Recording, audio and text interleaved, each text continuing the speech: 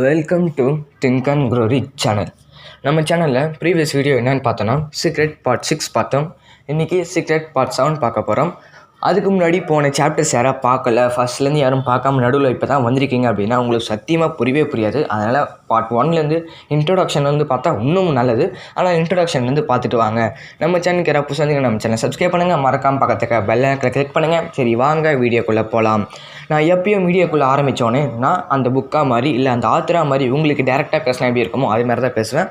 இன்றைக்கும் அதே மாதிரி தான் பேச போகிறேன். இப்போத்துலேருந்து நான் ஒரு ஆத்தர் மாதிரி மாறி உங்ககிட்ட பேச போகிறேன். சரி வாங்க. உங்கள் எண்ணங்களை பற்றி தான் நான் இப்போ பேச போகிறேன். உங்கள் எண்ணங்கள் இப்போ நீங்கள் வந்து ஒரு கெட்ட சூழ்நிலை இருக்கீங்க. ஒரு உங்களால் அந்த சூழ்நிலையிலேருந்து மேலே வரவே முடியல. ஒரு பாலும் கிணறுக்குள்ளே விழுந்துட்டீங்க. ஆனால் அந்த இடத்துலேருந்து உங்களால் மேலே வரவே முடியல. அதுதான் உங்கள் வாழ்க்கைன்னு நீங்கள் தீர்மானிச்சிடாதீங்க. அது உங்கள் கடந்த காலம் நினச்சிக்கோங்க.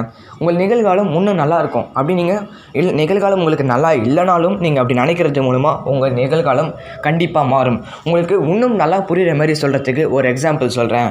என்னோடய நண்பர் ஒருவர் வந்து பார்த்தீங்கன்னா ஒரு மிகப்பெரிய ஒரு இண்டஸ்ட்ரி வச்சு ரன் பண்ணிட்டு ஒரு மிகப்பெரிய பிஸ்னஸ் மேன். அந்த பிஸ்னஸ் மேன் ஒரு சுச்சுவேஷனில் ஒரு தப்பான டிசிஷன் எடுத்ததுனால ஒரு கடனில் மாட்டிக்கிறாரு. அவர் அந்த கடனில் மாட்டிக்கிட்டனால இன்னும் ஒரு பிரச்சனை நடக்குதுன்னு பார்த்தீங்கன்னா அவர் வந்து பயப்படுறாரு. வீட்டுக்கு வந்து எந்த ஒரு கடன் பில்லும் வந்துடக்கூடாது, டெய்லியும் பயப்படுறாரு. அவர் வீட்டுக்கு டெய்லியும் ஒரு போஸ்ட் வருது, நீங்கள் கடன் கட்டலை, எப்போ கட்ட போகிறீங்க அப்படின்ற மாதிரி ஒரு போஸ்ட் வருது. அதுக்கப்புறம் டெட்லைன்ஸ்லாம் வருது. இது ஏன் வருது அப்படின்றது வந்து பார்த்திங்கன்னா நீங்கள் வந்து அதை விரும்புகிறீங்க. நீங்கள் சொல்லலாம், நான் விரும்புகிறேன், நான் அது வரக்கூடாதுன்னு நான் நினச்சேன், ஏன்னா அது வருது, ஏன் அது அப்படின்னு கேட்டிங்கன்னா நீங்கள் வரணும் அப்படின்றது நீங்கள் முடிவு பண்ணக்கூடாது. ஓகேங்களா? அது என்ன நினைக்கிறீங்களோ அதை கொண்டு வர்றது உங்கள் அடிமையோட வேலை. உங்கள் அடிமை யாருன்னு பார்த்தீங்கன்னா ஈர்ப்பு விதி.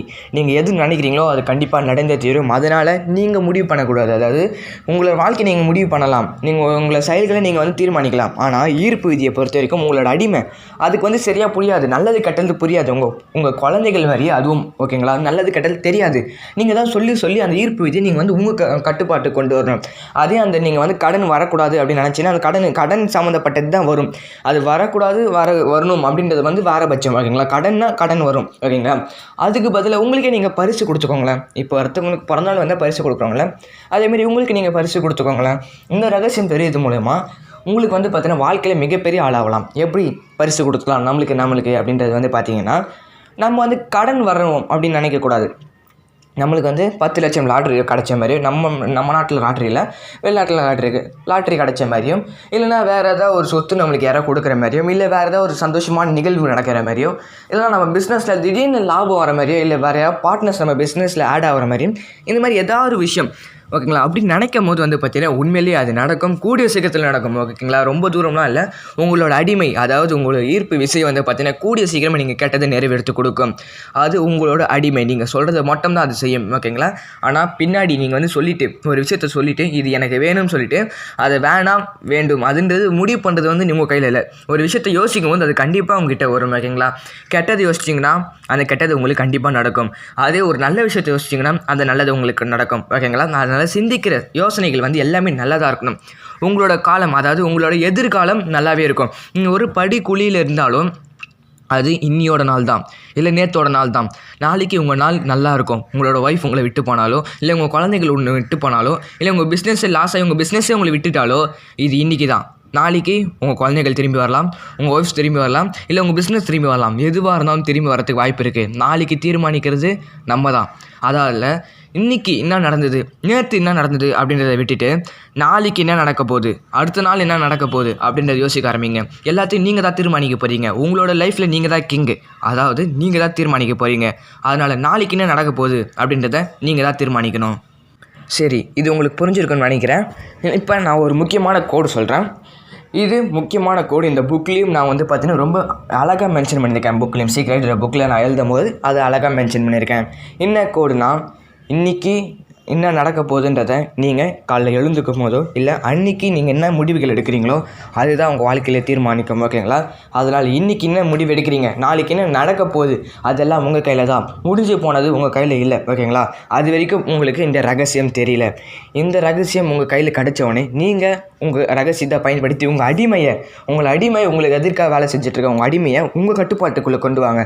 அடிமைன்றதை நம்ம சொல்கிறதா செய்யணும். அதனால் உங்கள் அடிமையை நீங்கள் கட்டுப்பாட்டுக்குள்ளே கொண்டு வந்து உங்கள் கண்ட்ரோலில் வச்சுருங்க. அப்போ தான் நீங்கள் சொல்கிறது எல்லாமே நடக்கும். நீங்கள் மிகப்பெரிய பணக்காரலாகலாம், ஆடம்பரமாக வாழலாம், ஆடம்பரமாக இருக்கலாம், நல்ல வாழ்க்கை துணை கிடைக்கும், நல்ல ஒரு குழந்தைகள் இருப்பாங்க, உங்களுக்கு நல்ல ஒரு பிஸ்னஸ் டெவலப் ஆகிட்டு இருக்கும், எல்லோரும் நல்ல நல்ல நண்பர்கள் கிடைப்பாங்க. இது மாதிரி நிறைய விஷயங்கள் நடக்கும். ஓகேங்களா? நீங்கள் ஆசைப்பட்டது எல்லாமே உங்களுக்கு கிடைக்கும். சரி, இந்த பிரச்சனையிலேருந்து எப்படி நான் தீர்வு காண்றது அப்படின்றதுக்கும் ஒரு வழி சொல்கிறேன். உங்களால் இதை கண்ட்ரோல் பண்ண முடியல அப்படின்றது சாத்தியம் இல்லாத ஒன்றே கிடையாது. எல்லாம் சாத்தியம்தான். இருந்தாலும் சில பேருக்கு கொஞ்சம் கஷ்டமாக இருக்கும். அவங்களுக்கு நான் சில வழிகள் சொல்கிறேன். முதல் வழி என்னன்னா, உங்களால் இதனால் பார்த்தீங்கன்னா இந்த பயிற்சி இதனால் இந்த புக்கு படிக்கும்போது உங்களுக்கு தெரிஞ்சிருக்காது. நீங்கள் ஏதாவது தப்பான வழியில் போய்ட்டுருப்பீங்க. ஆனால் இந்த புக்கு படித்தோன்னே கரெக்டாக வழியில் போவீங்கன்றதுக்கு நான் உத்தரவாதம். ஏன்னு பார்க்குறீங்கன்னா, இதனால் உங்கள்கிட்ட எது இல்லையோ அதை நினச்சி தான் நீங்கள் இது பண்ணிகிட்ருப்பீங்க. ஓகேங்களா? இப்போ ஒரு ஐஸ்கிரீம் உங்ககிட்ட இருக்குன்னு வச்சுக்கலாம். சின்ன ஐஸ்கிரீம் இருக்குது, அதில் போட்டி தான். ஓகேங்களா? சின்ன ஐஸ்கிரீம், பெரிய ஐஸ்கிரீம் ரெண்டுத்துக்கு போட்டி வைக்கிறாங்க. செகண்ட் ப்ரைஸ் வரீங்க நீங்கள். உங்களுக்கு சின்ன ஐஸ்கிரீம் தான் கொடுக்குறாங்க. நீங்கள் அந்த பெரிய ஐஸ்கிரீம் மேலே ஆசை வச்சு அது போயிடுச்சுன்னு சொல்லிட்டு ரொம்ப ரொம்ப ஃபீல் பண்ணுறீங்க.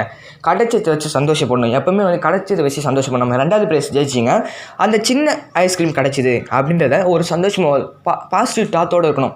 அடுத்த தடவை நீங்கள் ட்ரை பண்ணலாம். அடுத்த தடவை நான் நல்லா ப்ராக்டிஸ் பண்ணி அடுத்த தடவை நான் அதை அச்சீவ் பண்ணுவேன் அப்படின்னு நினைக்கிறத விட்டுட்டு தப்பான எண்ணங்கள் உங்கள் மனசில் வரவே கூடாது. கிடைச்சதை வச்சு சந்தோஷப்படுங்க. கிடைக்காதது நினச்சி நீங்கள் வருத்தப்படுறதோட கிடைச்சதை வச்சு சந்தோஷப்படுங்க. அப்போ தான் உங்கள் வாழ்க்கை கரெக்டாக போகும். நீங்கள் கிடைக்காததே வச்சு இது பண்ணிட்டீங்கன்னா உங்கள் வாழ்க்கை நல்லாவே போகாதுங்க. அதனால் இனிமேட்டு கிடைச்சதை வச்சு வாழ ஆசைப்படுங்க. உங்களுக்கு இன்னும் தெளிவாக சொல்லணும்னா, நீங்கள் காலையில் ஏதாச்சும் ஒரு வேலைக்கு எழுந்துக்கிறீங்க. அப்படி எழுந்துக்கும்போது நன்றி, உங்களுக்கு நீங்களே நன்றி சொல்லிக்கோங்க. இன்றைக்கி நாள் நல்லாவே இருக்க போகுது. நாள் முடிஞ்ச பிறகு இன்றைக்கி நாள் நல்லா இருந்தது அப்படின்னு சொல்லிட்டு நீங்கள் நன்றி சொல்கிறத விட, நாள் ஆரம்பிக்கும் போது இன்றைக்கு நாள் நீ எனக்கு நல்லா கொடுப்ப, இந்த நாள் எனக்கு நல்லா அமையும் அப்படின்னு சொல்லிட்டு உங்களுக்கு நீங்களே நன்றி சொல்லுங்கள். இது கொஞ்சம் லூசுத்தனமாக தெரியும். ஓகேங்களா? உங்களுக்கு ஓகேங்களா? புதுசாக பார்க்குறவங்களுக்கு எல்லாம் லூசுத்தனமாக தான் தெரியும். ஆனால் இதை ஃபாலோ பண்ணுறவங்க தான் தெரியும் அவங்க மிகப்பெரிய லெஜெண்டுன்னு, மிகப்பெரிய ஒரு பணக்காரன், மிகப்பெரிய ஒரு பிஸ்னஸ்மேன், வாழ்க்கையில் சக்ஸஸாக இருக்கவங்க தான் இதை ஃபாலோ பண்ணுவாங்க. நீங்களும் உங்கள் வாழ்க்கையில் சக்ஸஸாக இருக்கணும்னு நினச்சிங்கன்னா காலையில் எழுந்தவொடனே உங்களுக்கு நன்றி சொல்லுங்கள். அது மட்டும் இல்லாமல் உங்களுக்கு நல்ல எக்ஸாம்பிளாக இன்னும் நல்லா சொல்லணும் பார்த்தீங்கன்னா, ஒரு ஹஸ்பண்ட் ஒரு ஒய்ஃப்க்கு சின்ன சின்ன ஹெல்ப் பண்ணுறாங்க. அப்போ அந்த ஒய்ஃப் நன்றி உங்களுக்கு நீங்கள் பாராட்டுறாங்க. அதாவது பார்த்தீங்கன்னா, நீங்கள் ஒரு நல்ல ஹஸ்பண்ட், நீங்கள் ஒரு நல்ல ஆள் அப்படின்ற மாதிரி பாராட்டும் போது அவர் பார்த்தீங்கன்னா எந்த ஒரு கெட்ட விஷயம் பண்ணாமல் அந்த ஒய்ஃப்க்கு இன்னும் ஹெல்ப் பண்ணுவாங்க. அதே அந்த ஹஸ்பண்ட் ஏதாச்சும் ஹெல்ப் பண்ணி அது கொஞ்சம் தப்பான உடனே நீங்கள் வேஸ்ட்டு, எதுக்குமே லாய்க்கில் அப்படின்னு திட்டும் போது அவருக்கு இனிமேட்டு நான் செய்ய மாட்டேன், உனக்கு நான் எதுக்கு செய்யணும், நான் செஞ்சால் நீ என்னை திட்டுற, என்னை ஒரு பாராட்டவே மாட்டிக்கிறேன், என்னை திட்டிக்கிட்டே இருக்கேன் அப்படின்ற மாதிரி ஒரு நோக்கம் போயிடும். அதனால் பார்த்தீங்கன்னா அந்த ஒய்ஃப் பாராட்டும் போது என்னை பாராட்டுறாங்க என் ஒய்ஃபு, அவங்களுக்கு ஏதாச்சும் ஒரு ஹெல்ப்னால் நான் செய்வேன் அப்படின்னும் போது எந்த ஒரு கஷ்ட சூழ்நிலையாக இருந்தாலும் உங்களுக்கு ஹெல்ப் செய்வாங்க. அதே பார்த்தீங்கன்னா நீங்கள் எப்போ பார்த்தாலும் அவங்கள திட்டிகிட்டே இருந்தீங்கன்னா அவங்கள செய்ய மாட்டாங்க. இது பிஸ்னஸ்லும் சரி, உங்கள் எதிர் பார்ட்னர்ஸும் சரி, இல்லை உங்கள் கம்பெனி பார்ட்னர்ஸும் சரி, யாருக்கு வேணால் இதை பயன்படுத்தலாம். இது ஒரு உதாரணம் தான். வாழ்க்கையில் முக்கியமான விஷயம்னா நீங்கள் உங்களுக்கு நன்றி சொல்கிறது தாங்க. காலையில் எழுந்தவுடனே உங்களுக்கே நீங்கள் நன்றி சொல்லிக்காங்க. இது ஒரு பெரிய வேலையே இல்லை. காலையில் எழுந்தவுடனே நன்றி, இந்த வாழ்க்கை எனக்கு நல்லா இருக்கும், இன்றைக்கி நாள் எனக்கு நல்லா இருக்க போகுது, அதனால் உனக்கு நன்றி சொல்கிறேன் அப்படின்னு சொல்லிட்டு உங்களுக்கு நீங்களே நன்றி சொல்லிக்கோங்க. ஓகேங்களா?